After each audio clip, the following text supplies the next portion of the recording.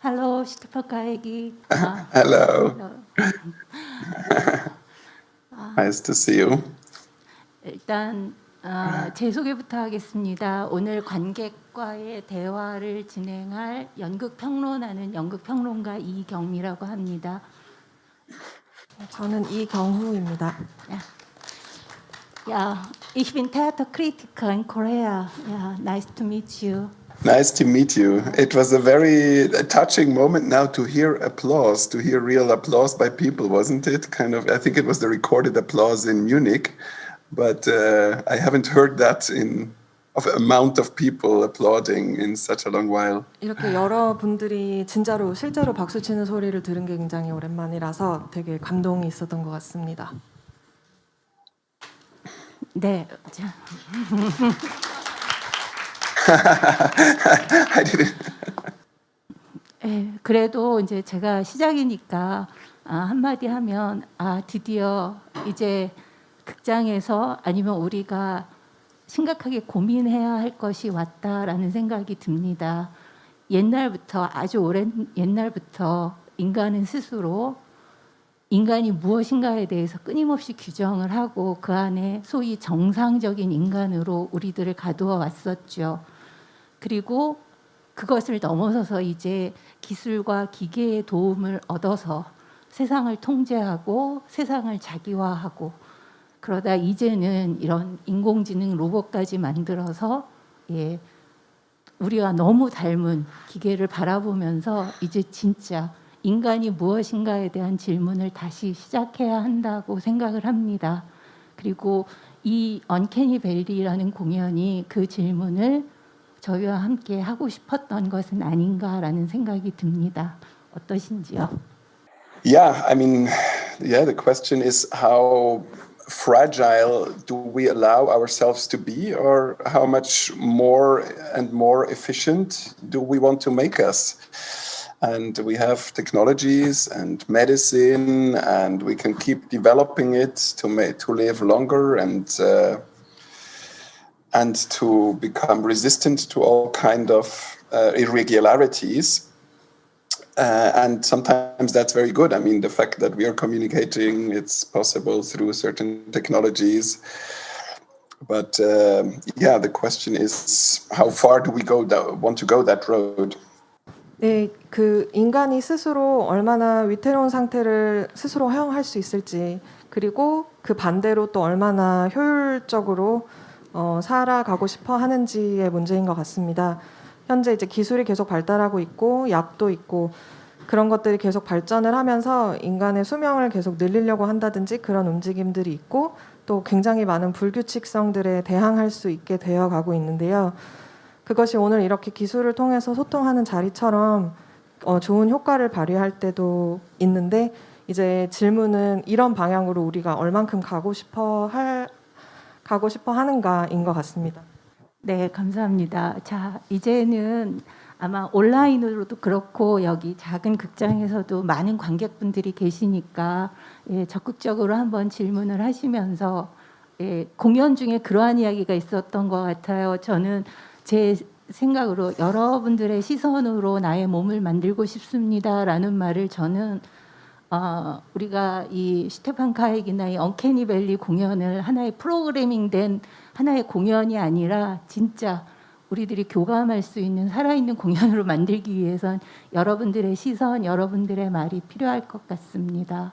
그 첫 번째 질문은 무대와 말 소리가 조금 분리가 돼서 말 소리가 조금 더 약간 인식이 되면서 무대가 말소리를 통해서 더 이렇게 보여지게 됐는데, 그러니까 그 말소리라는 것이 무대를 만들면서 조금 같이 고려가 됐었던 것이었는지 아니면 제가 그냥 관객으로서 그 감상이었는지 물어보고 싶고, 공연을 어떤 태도와 어떤 마음으로 이어가야 되는지 롤모델로서 그거를 좀 듣고 싶습니다. 어떤 마음으로 어떤 태도로 공연을 하고 계신지에 대해서.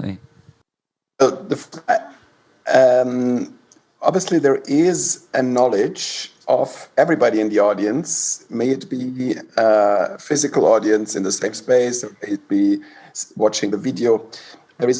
people know that it's a robot, and we're not meant to hide that. When we are announcing the performance, we're announcing that that it's a piece where I guess you read before that you're going to watch a performance with a robot. But we are kind of trained in theater to start to feel empathy, even if it's not precisely reality, but it's a kind of a mediated reality. And so it has happened many times, at least in the physical performance, when people watched it, from the back of the head, which you have in the video, that they still kind of thought out of their machine of theater in their head, they thought it's an actor. And I guess this is an interesting, it's for me very interesting what happens in the head of the theater watcher. Maybe you translate that and then I try to find out what the second question was about. 일단은 영상이든 그 실제 그 공간이든 상관없이 관객들은 언제나 이것이 로봇이라는 것을 뚜렷하게 알 수가 있습니다. 그러면서도 사람들은 그런 대상에 대해서도 어떤 공감을 할 수 있도록 그 트레이닝이 되어 있다고 할 수가 있는데요. 그래서 공연 중간에 어느 시점에서부터는 공감을 할 수가 있게 되고, 그리고 로봇이라는 것이 너무나 분명하기 때문에 정확한 현실이 아니어도 그것이 가능합니다. 매개된 현실이라고 하더라도요. 그리고 그 관객의 머릿속에 있는 어떤 소위 연극 기계라는 것이 그 로봇을 배우라고 인지를 할 수가 있게 됩니다. 그래서 저는 그 관객의 머릿속에서 벌어지는 일이 굉장히 흥미롭다고 생각을 합니다. About the attitude, I understand that the question maybe is asking, do I want performances in the future all to be robotic? And I don't intend or believe that in the future theater will be done mostly by robot. In the end, it's always something that happens between people. And even in this performance, actually, it's something that happens between also the audience that is asking themselves, how much are we programmed or not? So even if it's a piece brought to you by a robot, it's very much about the human condition of having certain patterns, for instance, empathy. Why do we empathize with something that a little bit looks like a human being, but that we know it is not? 그리고 두 번째 질문에 대해서는 이 로봇과 Looking 관련된 also or different, 로봇과 관련된 공연을 계속해 Do you want to 가는 translate? 그 의미로 제가 이해를 했는데요. 제 생각에는 연극이나 예술이 그 앞으로도 계속 사람들에 의해서 지배적으로 이루어질 거라고 생각을 합니다. 그리고 이 작품 같은 경우도 사실은 관객과의 어떤 소통, 그리고 관객이 우리가 얼마나 인간으로서 얼마나 프로그래밍 되어 있느냐, 이런 질문들을 자문하는 그 부분이 굉장히 중요한 작품이기 때문에, 물론 로봇이 전하는 공연이기는 하지만 인간 조건이라든지 우리가 가지고 있는 공감 능력과 같은 그런 패턴, 인간과 닮았지만 누가 생각해도 인간이 확실히 아닌 존재에 대해서 우리가 어떻게 공감을 할 수 있는가, 그런 패턴들에 대해서 생각해보는 공연이라고 생각합니다. 네, 안녕하세요. 공연을 보면서 인간, 그러니까 인간성이라는 것에 대해서 어떤 태도를 취하시는지가 저는 좀 궁금했는데요. 그러니까 인간성이라는 것에 대해서 좀 냉소적으로 느껴지기도 하는 면들이 있었고, 그래서 어떤 우리가 신성시하는 인간성이라는 것이 일말이라도 남아있다라고 생각하시는지, 아니면 또는 반대로 그것이 과대포장된 어떤 것이다 라고 접근하시는지가 일단 궁금했고요. 마지막에 끝날 때 이 박수는 당신들이 박수를 친다면 당신들을 위한 것이다 라고 하셨을 때 큰 박수가 나오니까 저는 거기서 약간 이런 트위스트가 느껴지기도 하더라고요. 또 두 번째 질문은 토마스 멜레 작가와 협업을 하실 때 어떤 단계부터 어떤 방식으로 협업을 하셨는지도 궁금합니다. 잘 봤습니다. 감사합니다. Well, there are parts where the text of Thomas Melle is not representing my or Thomas's attitude, where it's a fictional, where it's a science fiction. For example, when he says, well, in the future, maybe I can completely replace myself as a poet, for instance, as an artist, by a computer. I don't believe that. I think exactly this imprecision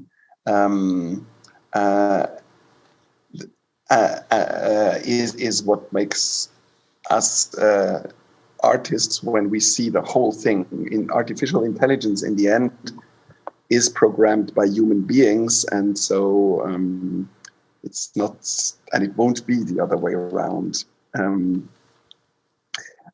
The question about the applause is very interesting always to observe, because we're trained to applaud to the person on the stage, and this doesn't really make sense, or just as much sense as it can make to applaud to a film in the end, which in negative thing to applaud at ourselves being together. I think this is really what makes us social beings, that we want to interact with others, and that we come together in places like you have done just now to share an experience and a reflection about ourselves. And that's not cynical, that's actually quite a good side of our life. 사실 그 작품에 나온 텍스트 내용 중에는 저나 토마스 멜레의 관점을 반영하지 않은 부분들도 있습니다. 예를 들면 그 미래에는 완전히 대체가 되어서 그 로봇이 시를 쓸 수도 있을 것이다, 이런 내용이 나오는데요. 그런 부분에 대해서는 저는 전혀 동의하지 않고요. AI도 결국에는 인간이 프로그래밍하는 것이고 반대가 되지는 않을 것이기 때문에 그렇게 생각을 하고, 그 공연이 끝난 후에 박수 친 부분에 대한 그 말씀해주신 부분이 굉장히 흥미로웠는데요. 사람들이 보통 이제 무대에 있는 어떤 대상을 위해서 박수 치는 것에, 그런 행위에 굉장히 이제 트레이닝이 되어 있는데, 이 영상이 끝나고 나서 박수를 친다는 것은 그것과는 또 다른 것 같고, 그 박수가 이제 우리가 정말 인간이 정말 사회적인 존재로서 이렇게 함께 한다, 그래서 이런 자리에 함께하는 우리에게 박수를 친다는 의미가 되는 것 같습니다. 타인과 교류하고 싶고 이런 공간에 모여서 스스로에 대한 체험이나 성찰을 공유하는 것이 삶에서 굉장히 중요한 부분이라고 생각합니다. The collaboration with Thomas Melle, to comment on that. So it was quite a risky thing to do for both of us, because Thomas has not the habitude of working in this kind of documentary genre, and for him it was very new to be himself, even on stage, and even more new to have a reproduction of himself coming alive, which has a uncanny or scary side. Working with somebody, an author, because I always have been working with texts that come out of a documentary process. But it was actually very productive for both of us in the end. Yeah. 그 협업은 사실 What was much more difficult for go.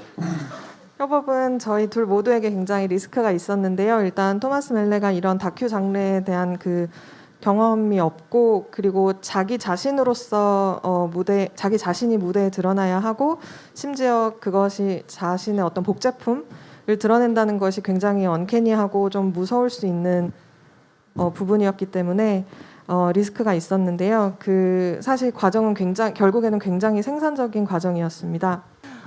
저는 애니마트로닉스가 중지되고 나서 토마스 멜레가 영상으로 등장해서 그가 실수나 오류를 복제본을 통해서 아웃소싱할 수 있다라고 말했던 장면이 너무너무 인상이 깊었는데요. 왜냐하면 이게 라이브 캠이 아니라면 그 영상조차도 결국에는 아웃소싱한 복제본이라는 생각을 했거든요. 최근에 이제 공연의 영상화에 대한 정말 많은 질문을 갑자기 하게 됐던 것 같아요. 가령 예를 들면 지금 줌으로 등장하고 있는 작가님이 로봇은 아닐까, 이런 생각? 작가님은 이에 대해서 어떻게 생각하시는지 궁금합니다.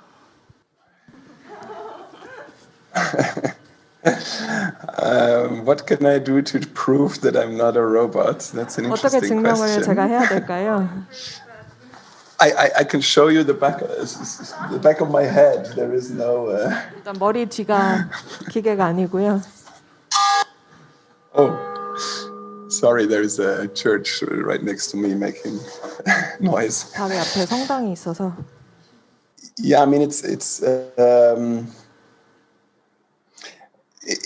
obviously interesting that this reason for Thomas Mellet to build a robot, which is not to need to answer the same questions again and again, it happens to all of us, right? We all, this very question, I have answered it before. So am I a robot? Done the same, I repeat it, or is exactly the fact that I do things again and again what actually is human, and we shouldn't outsource it to machines? I think that's an interesting question about society more than about this performance. We might think, or technology often kind of tries to come in whenever we think, this is a repetition, so I don't want to do it myself because a machine can do it for me. But if everything, labor that is repetitive, or walks in the forest are repetitive, if you do the same walk again and again, if you don't do these things all and you only want to do new things, you're kind of, is it really the goal to be always doing something new? And is only that making us human? That's the question to society, I think. 그 토마스 멜레의 로봇을 만들었던 것이 똑같은 질문을 하지 않기 위해서이다, 이런 내용이 나오는데요. 사실 인간도 그러니까 똑같은 일이 반복된다면 이것은 기계에 맡겨도 되는 것이 아닌가라고 생각할 수 있지만, 사실은 인간이 하는 노동이나 숲속에서 산책을 한다거나 그런 것들도 다 반복이 되고 있습니다. 그런데 만약에 우리가 오로지 새로운 것만을 하게 된다면 그것이 과연 인간일까 하는 질문을 던져볼 수 있을 것 같습니다. 네, 감사합니다. 자, 온라인으로 관객분이 질문한 게 몇 가지가 있어서 그 중에 하나 읽어드릴게요. 멜레의 애니마트론은 어디에 보관되어 있나요? 언젠가 이 공연을 더 이상 하지 않게 된다면 그 애니마트론은 어떻게 되나요? 세트처럼 폐기될 수 있을까요? Well, we are actually at the moment repairing the robot a little bit because he has a problem with the junction of his head. And actually, it's interesting maybe to know that this robot, it's a very, very fragile thing. When we built it, we thought this will be always young and fresh looking, while Thomas, the real one, will become, as he says in the performance, old. But actually, our robot, he loses hair, and the silicon skin, it gets affected, and it kind of feels more wobbly. So we have to constantly maintain it. I don't know where it will. I don't know if it ever will die. We're always afraid of it because at the moment we still have invitations to come. We're actually going to Asia finally to show it in Taiwan, I think in September, and we're going to Paris, I think in 2 weeks. So in the moment, I hope it still will be alive. 사실 현재 그 머리 부분 관절이 문제가 생겨서 그 로봇을 수리 중인데요. 로봇이 사실은 굉장히 위태롭고 문제가 많습니다. 사실 만들 때는 진짜 토마스 멜레가 나이 들어가는 사이에 로봇은 굉장히 젊고 활기찬 모습을 유지할 거라고 생각을 했었는데, 로봇도 머리카락이 빠지고 그 피부도 변형이 있어서 피부 부분도 변형이 있어서 울퉁불퉁해지고 있습니다. 그래서 지금 항상 걱정하고 있는 것은 로봇이 실제로 죽을 수도 있다는 것인데요. 지금 이제 아시아의 대만이나 파리 공연에 초청이 또 예정이 되어 있어서 계속 걱정하는 부분이기도 합니다. 네, 지금 스테판 카익 얘기 듣다 보니까 공연에서도 나와 있지만 로봇이 저 무대 위에 있는 그 로봇만이 아니라 사실 저희도 다 어떻게 생각하면 프로그래밍된 로봇인 것 같아요. 지금 이야기 듣다 보니까 네, 저희도 똑같이 또 다른 로봇이 아닌가라는 생각을 합니다. 네, 그럼 제가 하나 질문을 드릴게요.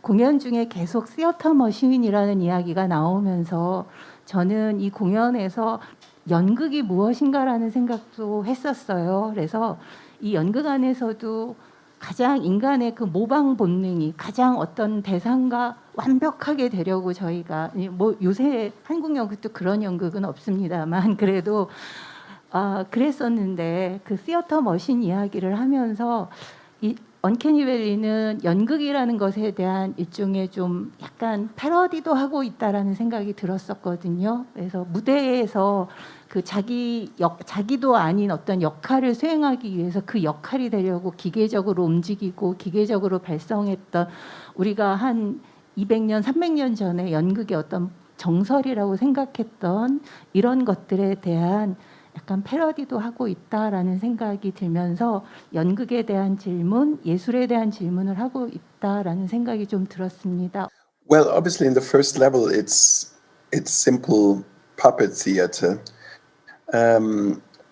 but I guess part of the discussions around the piece were triggered by a certain taboo, which normally is that on stage we see something live, something real, something that has its own life.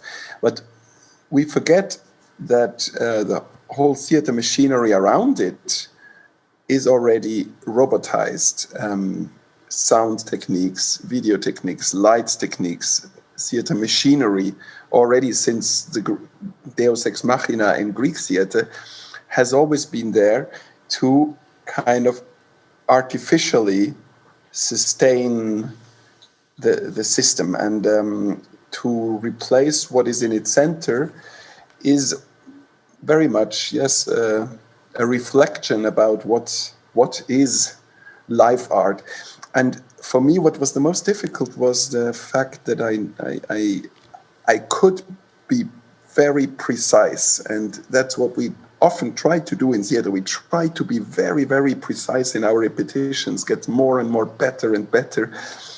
But again, the question of efficiency, it triggers also the question, what do we want? For instance, I, as a theater director, I needed to decide exactly in how many seconds the mouth opens and closes, the hand goes from here to here, which maybe for Bob Wilson, it's ideal because he thinks as a mathematician.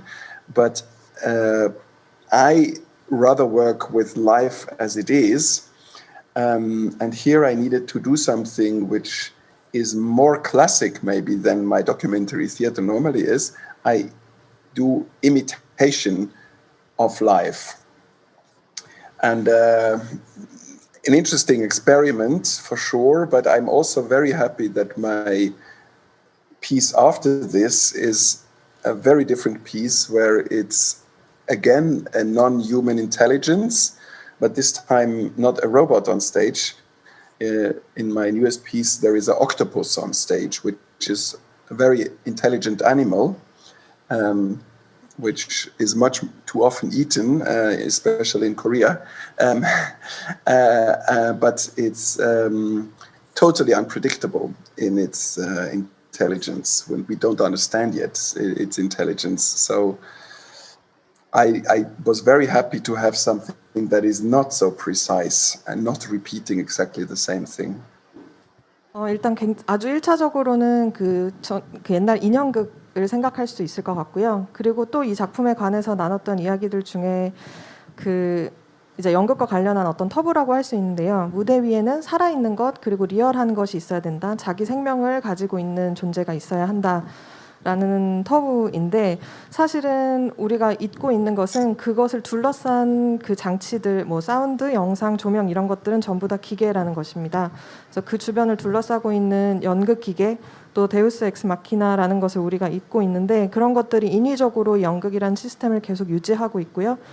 그 가운데 부분 중심에 있는 것을 로봇으로 대체한다는 것이 실제로 우리가 이 라이브 아트에서 나타나고 있는 어떤 상황을 반영을 하는 것이라고 생각을 합니다.